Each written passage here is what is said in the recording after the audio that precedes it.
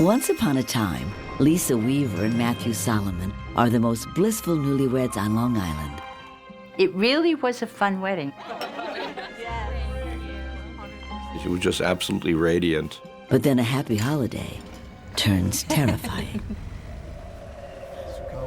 It's Christmas Eve night. A young newlywed goes out for a walk and disappears. I lost it. I really lost it. Every day it was another drama. For this couple, the honeymoon is over.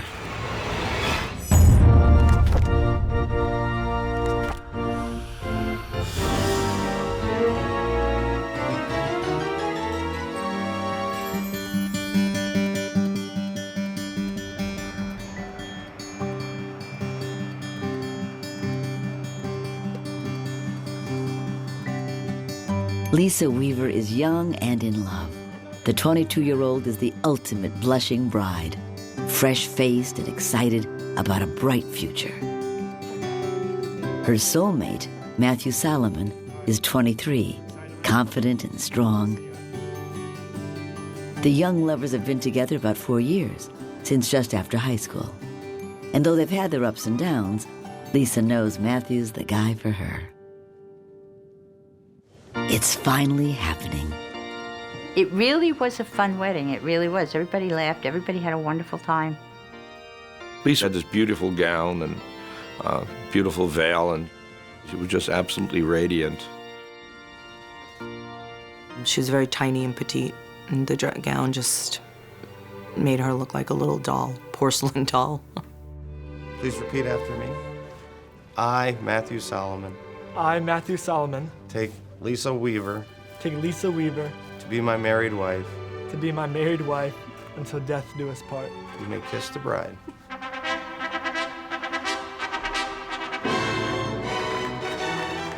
The handsome young groom is delighted to have Lisa as his wife at last. It's all he's ever wanted.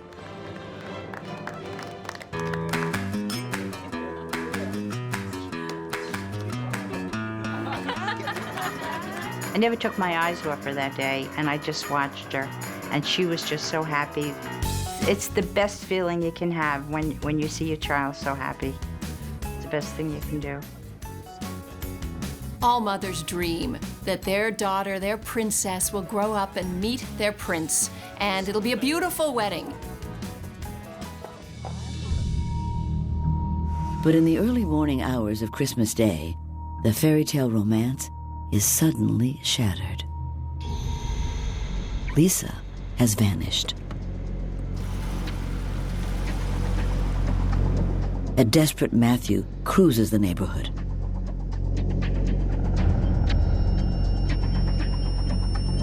No Lisa. Excuse me, officer. Yes, sir. I was wondering, have you seen my wife? She went for a walk and hasn't returned. The officer had seen a woman walking, I did see someone walking. but it wasn't Lisa. Thank you. At 6 a.m., Matthew calls 911. Then, Hello? Lisa's mother. Wait, Matthew, what? Matthew said, Mom, I can't find Lisa. Lisa went out. She went for a walk. She hasn't come home. Have you seen her? Is she at your house? I was bewildered, and I couldn't put it together. What do you mean she's missing? What are you talking about, Matthew? What's going on? To hear that your child has gone missing, it's probably the worst news any parent can ever receive, especially not knowing. Is she suffering somewhere? Because the instinct of every parent is to run to their aid and help them. But which direction do you run? Where do you look? Taking off into the night isn't like Lisa. Even as a little girl, she was cautious and didn't like to be alone. She was a very quiet little girl, a little bit shy, a little bit clingy. Kind of tagged along with her sister. Hung around with the right people, did the right things, loved life. She also endured heartache, When she was a teenager, her father was diagnosed with cancer. My husband was sick a lot. He was really sick a long time, many, many years. It's so sad because sometimes it can feel like abandonment, even if a dad's job takes him away. In this case, it was illness taking him away.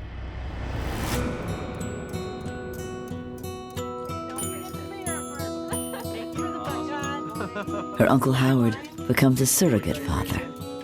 She and I bonded almost immediately, and I consider her my daughter.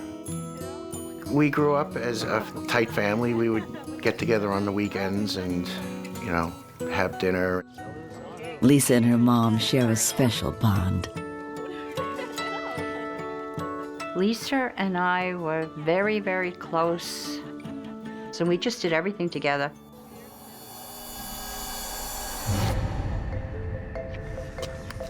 One hot summer afternoon, 18-year-old Lisa strolls into town. Before long, she catches the eye of Matthew Solomon, an attendant at the local gas station.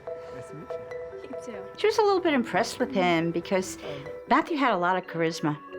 The 19-year-old grew up in the same town, but went to a different high school. He's a popular guy, a ladies' man, who knows what he wants.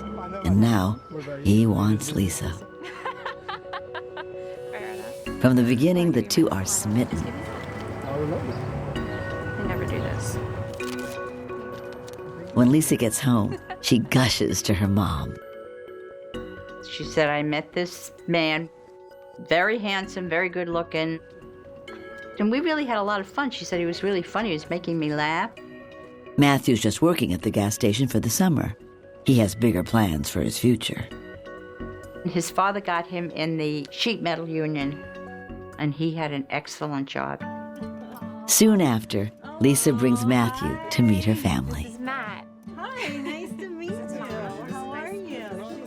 Everybody liked him. He was very happy-go-lucky, very funny, very secure. The two start dating. They're just adorable together. Matthew made her very happy. They had a lot of good times. They really did. But now, they're separated. Why would she run off? Early Christmas morning, Matthew heads downstairs to talk to the couple's landlords who live below them. Like 6 o'clock in the morning, we did have a knock at the door, and Matthew was asking if we had seen Lisa and if we had heard anything from Lisa. But they haven't. Has someone snatched her? Lisa hasn't been seen since the night before, when she told Matthew she was going for a walk.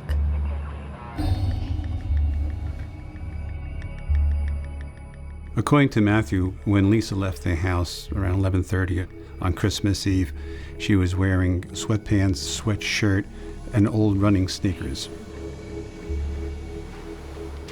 She was not wearing any other outer gear. Because of the bitter cold, police don't wait the normal 24-hour period. So the Missing Person Bureau then started inquiries with family and family members and co-workers. Everyone agrees. It's trouble. When we arrived at Lisa's apartment in Huntington Station, the room was packed, the living room was packed with people. Everybody had this look of concern. We checked best plan here. It's just a split up, 2 people car. In very quick order, the family made up missing person pictures, which they started posting. The media picked up on this right away, and Lisa Solomon's picture was both on television and in the local newspapers. This was a big story. It's Christmas Eve night, a young newlywed goes out for a walk and disappears. All of Long Island was gripped by this. There was yellow tape around my yard, and I was just like, that's when it was like, what the heck is going on here? This is not real. It was unsettling. And just like that, the story of the pretty newlywed has turned from fairy tale to nightmare.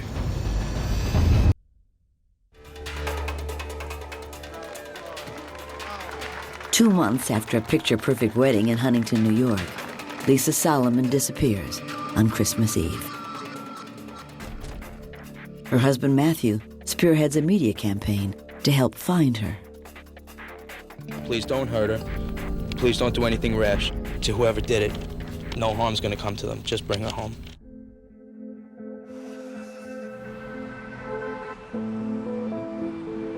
For the newlyweds, Christmas Eve is a very special day.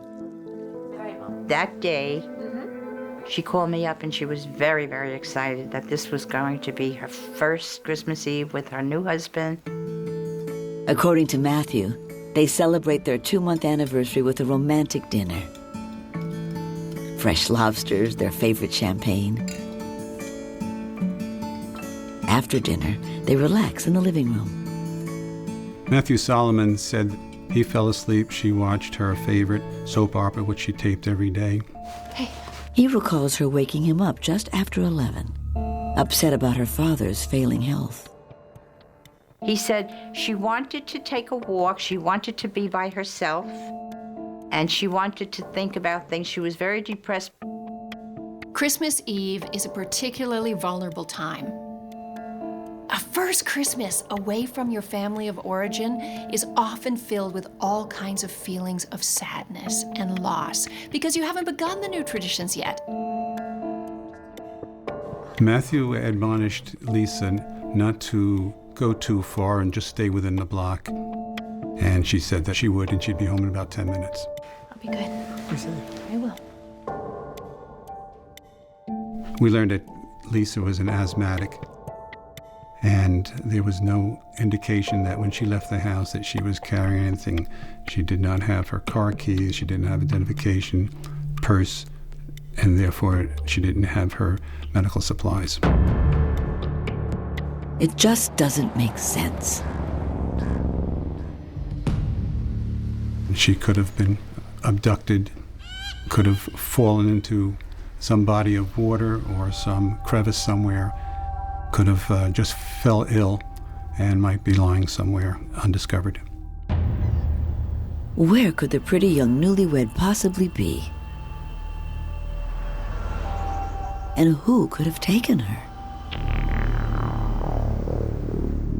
Matthew was on the news reaching out to the community to try to help find his wife. He was very distraught.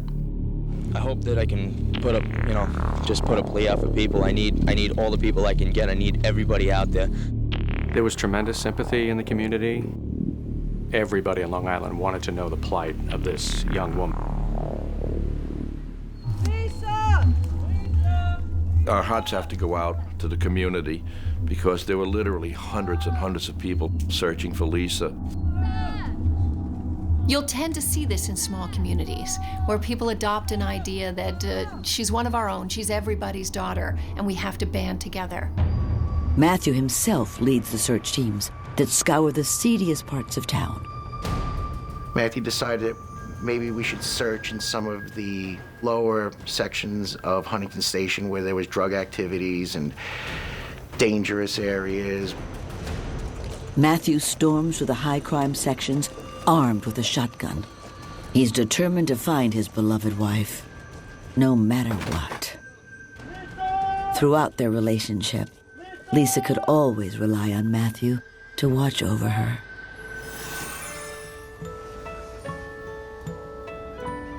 From the start, the couple share a storybook romance.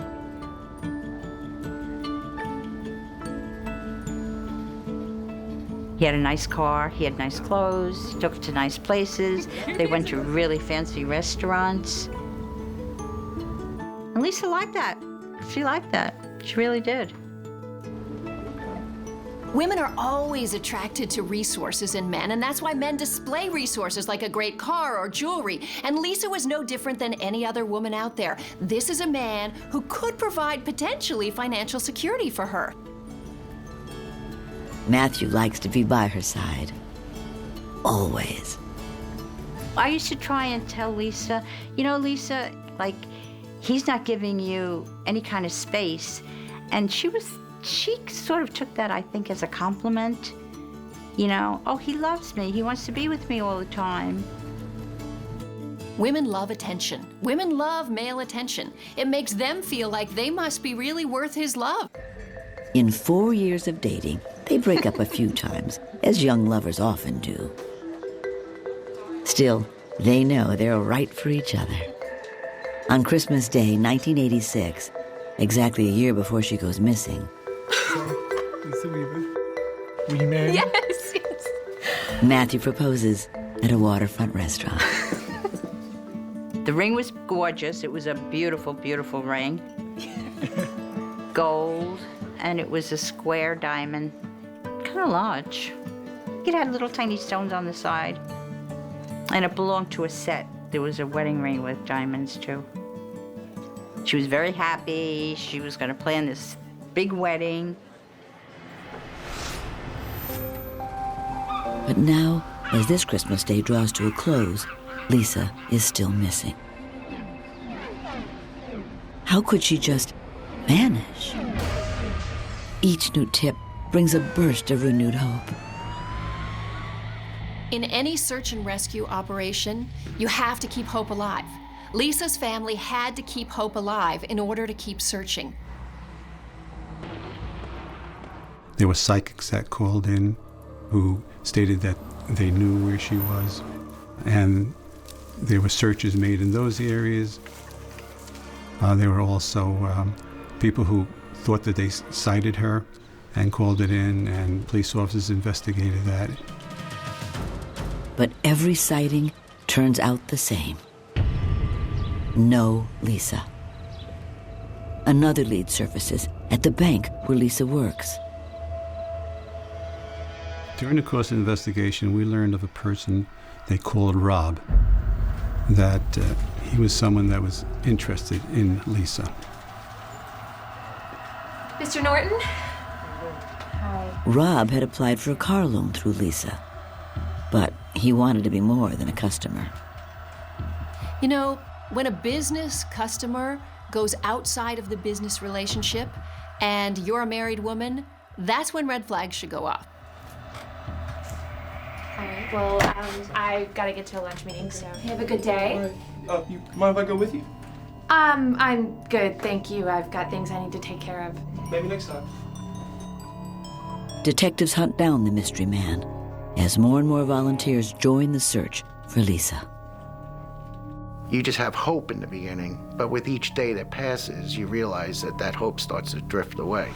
Then, 6 days after the newlywed vanished, just before a search team is about to call it quits late one night, they make a terrible discovery that pushes the investigation in a whole new direction. Oh my God.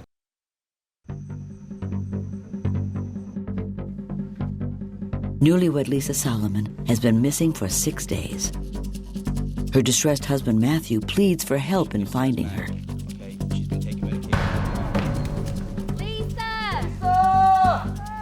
But she's just gone. Detectives continue looking for Rob, the man who seemed overly interested in Lisa. As family, friends, and volunteers widen their search for the newlywed. Lisa's family was on a roller coaster, an awful, emotional roller coaster. 1 minute thinking there'd be a chance they found her, some tip would come in, and then their hopes would be dashed again. Just a few months earlier, Lisa's on the lookout for the perfect dress. It seems a lifetime ago now. Lisa and I went wedding dress shopping. I think we hit almost every store on Long Island. She just kept saying, you know, I'll know it when I see it. We walked to this little teeny-weeny boutique, and they had a lot of dresses there. And there was that dress hanging. It was just hanging there. And Lisa looked at the dress and she said, oh my God, this is the dress. This is the dress. Mom. Lisa just loves it. That's gorgeous. That is beautiful. This is the one. Then the sales girl came over and she talked to us and she said her wedding was called off and this dress was brought back. Lisa doesn't see the dress coming from a failed wedding as a bad omen. But Diane does. Well, what's wrong? It was just that somebody had that dress and was planning her future on that dress. And then all of a sudden, something happened. Not one to succumb to superstition, Lisa keeps planning her dream wedding. Her future was so bright. And now, her family frantically searches for her. The weather was so cold that we had to be in thermal clothing. It was that cold. The frigid weather doesn't stop searchers from going late into the night. Report back every hour and a half. Anybody got any questions? What we're doing? Yes, sir. Everybody good? On the 6th day, Lisa's cousin Stephen joins an off-duty officer who knows the area well. We passed these 2 farm fields, very, very big, like hundreds of acres of farm field. And as soon as we passed them, we decided that this would be an area maybe for us to look. When they head into the first field, Stephen radios his dad an update. He said that maybe we should call it quits. Everybody's called it quits. But I told him we were here and that we wanted to finish doing this search in this area. It's a good thing. Eventually, they stumble upon piles of garbage bags. We were kicking them and they were just leaf bags. And one of them was hard. And with that, the auxiliary police officer took his knife, started cutting the bag open. And we discovered that there was a body in the bag. And we saw an arm frozen to a leg. The body was in a fetal position, frozen to the ground. The officer goes for help. Stephen's all alone with the body. I continued to open the bags to see if this was Lisa. And then I saw Lisa. It was definitely Lisa. I knew it was Lisa. The feeling is of every emotion you can think of all wrapped up in one. You're scared, you're sad, you're frightened. You wish you could bring her back to life. It's hard to imagine the trauma that Stephen felt upon finding her body. After all the hard work searching, he was one of the few remaining ones throughout the night, still continuing to search because he believed that she could be alive. What an awful thing when he came upon her body. Oh, buddy, listen, you don't want to see this. You don't need to see it yet. Lisa, no! When Matthew got to the scene, he tried to get near Lisa's body, and I know they were holding him back. They didn't want to let him get near that. He got somewhat hysterical. There was some pushing and some shoving, and Matthew ended up being taken to the hospital and being sedated.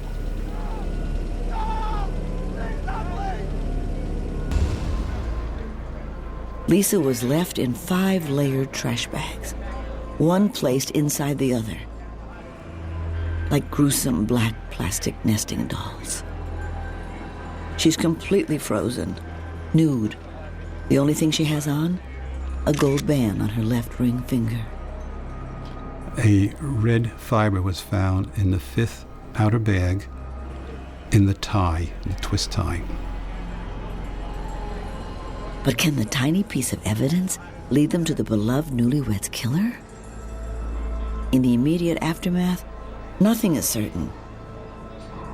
Immediately, my thoughts went to Diane, because Diane and Lisa were so close. And Lisa was her life. When I had to tell my sister that it was Lisa, she immediately went into a heavy state of denial. I kept saying, no, it's not Lisa. It's not Lisa. It's okay. Don't worry. It's not Lisa. I remember that so well, saying, it's not Lisa. And I remember my daughter, Donna, she came over to me and she put her hands on my face and she said, Mommy, it's Lisa. Stephen found Lisa.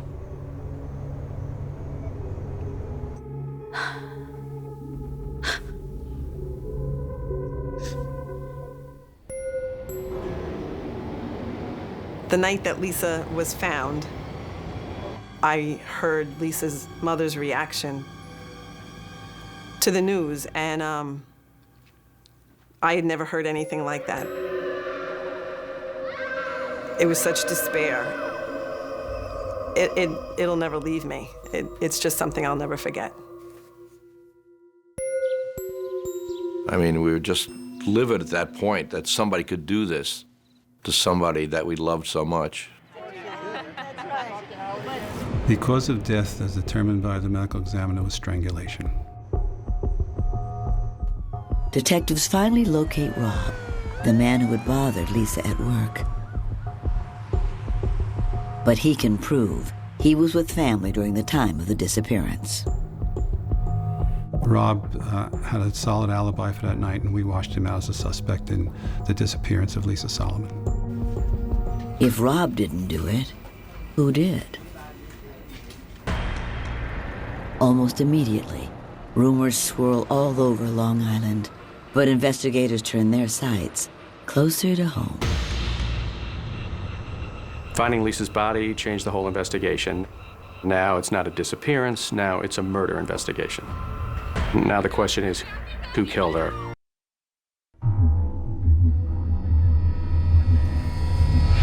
Lisa Solomon's body is found just a couple miles from her home, 6 days after she vanished, and only 2 months after she and Matthew Solomon wed. She was naked, she was bruised, she'd been there for almost a week. The body was frozen. Everyone's shocked at the cold-blooded killing, and police waste no time tracking her killer. Town gossip starts to turn toward Matthew. Right after Lisa's body was found, now the perception is changing. You know, was the husband this sympathetic figure, or did he have something to do with what was a horrible crime? Detectives know the husband is often involved in crimes like this. But could this doting husband really have harmed his new bride?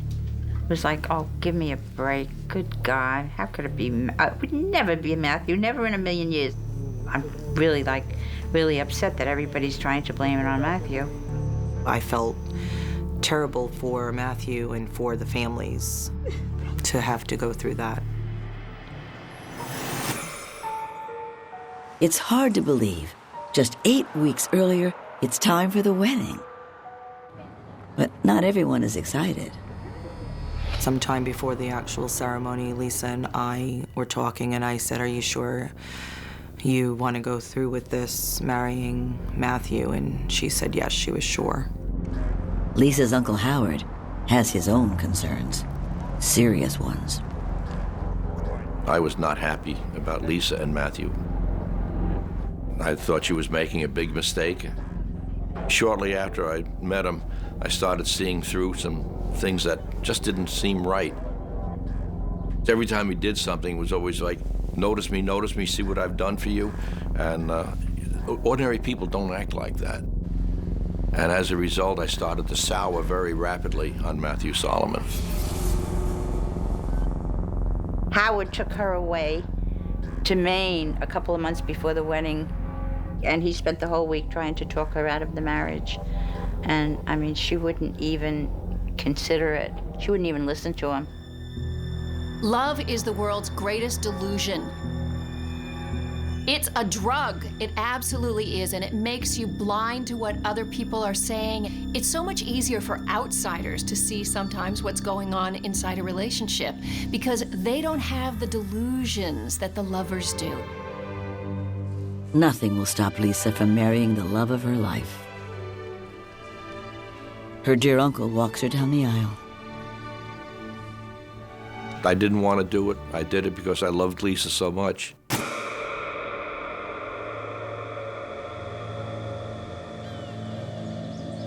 But now, as the family prepares for a funeral, they recall a party they had just after the wedding.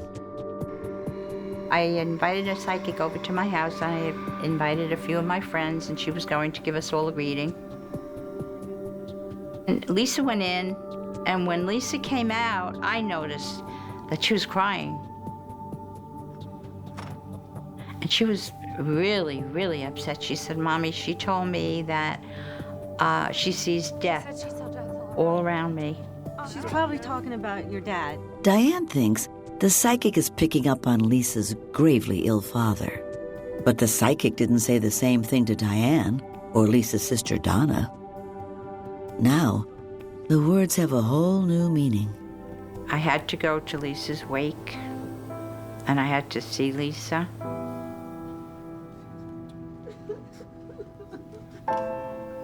That was the hardest thing I have ever done in my whole life. Ever. And I remember trying to hug her and kiss her and feel her hair and touch her cheek. I just want to touch her hair. I just want to touch her face. At the wake, things get weird. Matthew looked at it as more of a party. His friends showed up. He had bought beer. When I did see Matthew drinking beer at the wake, my initial reaction was just that everybody grieves in their own way. Is this a grieving husband or something else? Police believe he's hiding something. From the many interviews we did of Lisa's co-workers and friends, we learned that there were many inconsistencies and discrepancies in what Matthew was telling us. Friends tell detectives Matthew does have a very possessive side. And after the engagement, it only gets worse. Once Lisa and Matthew were married, I didn't really see much of her anymore. I don't think Matthew really wanted anybody in her life except him. He kind of pushed her away from a lot of her friends. The more he can isolate her, the more he can control her. So she doesn't have her mom and her sister and her friends telling her he's not good for you. He keeps them separate, and he's able then to control her mind. Matthew would go to Lisa's house in the morning before they were married just to see what she was wearing, kind of approve it. What's wrong? What are you wearing? A dress. You're not going to church in that. Why not? Because it looks slutty. You're being ridiculous. I'm not being ridiculous. Yes, you are. I'm not. He was controlling about every piece of her, like she was some doll of his, some extension of himself that he could play with and mold and manipulate. He was sick. I'll be right here when you get out. If they went anywhere and she wanted to go to the bathroom, he would actually escort her to the bathroom, wait outside the door, and then escort her back to the table. We were starting to see this picture of this compulsive person that is just, I thought, so in love with her that he cannot be 10 minutes without her, which later on I found out I don't think it was love. I think it was just obsession, possessiveness and obsession. I think Matthew was in love with the concept of Lisa. She was the girl that every guy in town wanted to take out, and he had her. And Matthew, I think, thought of Lisa as a trophy. He was jealous in a pathological way. Because the truth is, there's no amount of control that would be enough for him. This overpossessiveness and this control by the husband of the wife, it's a red flag to any investigator. The couple's relationship certainly had its secrets, and the most shocking truth about them will soon emerge. The day I walked Lisa down the aisle and she married Matthew Solomon was the last day I ever saw Lisa alive. When newlywed Lisa Solomon is discovered murdered, suspicion shifts to her husband, Matthew. After the body was found, more information came out about Matthew and Lisa's relationship. I guess it wasn't like the nice, warm, cozy story that a lot of people wanted to believe. Apparently, it was a pretty volatile relationship even before they got married, a lot of arguing. Matthew has a pathological attachment disorder. His attachment to Lisa was not love. Let's make this clear. This was never love. This was a passionate control and vigilant kind of manipulation of her. Sometimes the fights get out of hand. This is ridiculous. He's just a friend. From where? From where? High school. Like the one after a friend's wedding reception. Stop. What are you doing? Lisa was going to leave, and Matthew ran out and tackled her on the lawn. They fell down. He bruised her arm during the struggle. Lisa hides it from her family. After Lisa was murdered, we started talking to a lot of her friends, and that's how we found out that Matthew was on the violent side with Lisa. And Lisa would never really tell me. I would say, Lisa, what happened? You know, what happened? She'd say, nothing. It's very, very common for a victim of domestic violence like Lisa to make excuses for a perpetrator because she loves him, because she actually feels that it's her fault. The most damning news comes from the landlords downstairs, who heard something around midnight on that fateful holiday night. On Christmas Eve, I remember my husband and I getting ready for bed. We heard an argument, and it was coming from upstairs. What was that? I have no idea. That was mostly from Matthew. His voice was what we heard, and there was whimpering or crying that was coming from Lisa. We also heard like a shuffle from one side of the apartment to the other. After that, we heard a thud or a thump on the wall. After that, there was silence.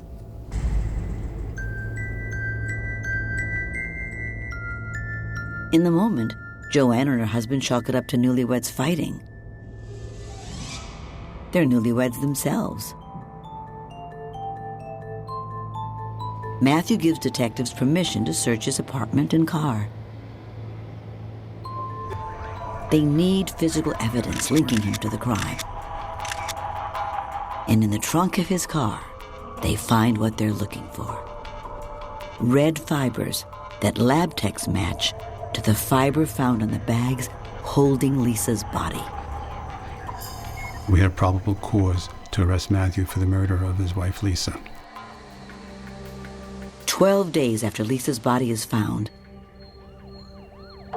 police arrest Matthew Solomon for her murder. And I said, Matthew, the charade has to end. You can't keep lying to people. I said, and the truth is that you murdered your wife, Lisa. After weeks of lies, he finally confesses. Sort of. And I put my arms around her. And I didn't realize that my right arm was on her neck. Matthew claims that night they got into an argument. All right, I'm heading out. Where are you going? Church with my mom. No, you're not. Yes, I am. He says he just hugged her tightly, trying to calm her down.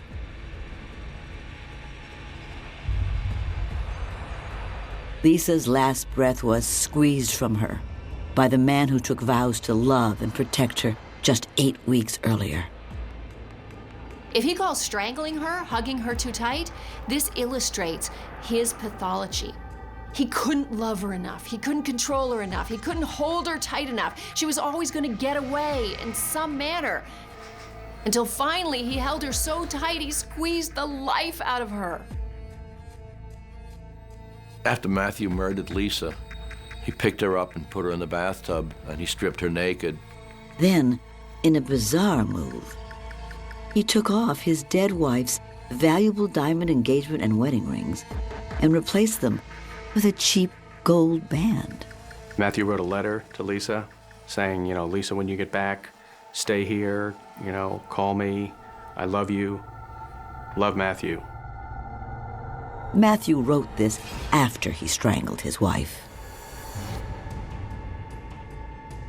And then he goes to a local convenience store, buys garbage bags. He literally treated her like a piece of garbage, threw her in garbage bags, threw in the trunk of their car, sees a field, tosses her on the side of the road. Yes, it was Matthew. Everybody was right. We were wrong. We loved him and we trusted him. And what a betrayal. What a betrayal. He is a man without a soul. He really is. He has no soul. He's an animal. Yeah. Matthew Solomon is found guilty of second-degree murder and depraved indifference murder, defined as a killing committed by someone who has an utter disregard for the value of human life, with a wicked, evil, or inhuman state of mind. He's sentenced to 18 years to life. Thanks to the family's ongoing efforts in petitioning the parole board, he has so far been denied parole 4 times. But this is all little comfort to Lisa's family. She is never coming home again. 4 years of his life he spent making her happy. And then I hand her over to him, and then 8 weeks later he murders her. I'll never understand that as long as I live. Never understand that. I walked Lisa down the aisle. I lifted her veil. I kissed her. And unknowingly, I turned her over to her murderer. I'll never forget it. When you lose a child, that pain never goes away. That pain is always there with you. When I visit Lisa's gravesite, I feel so at peace. I just say, Lisa, I'm here. I am here. I'm here with you. And someday I'm going to be up there with you. And nobody will ever separate us again.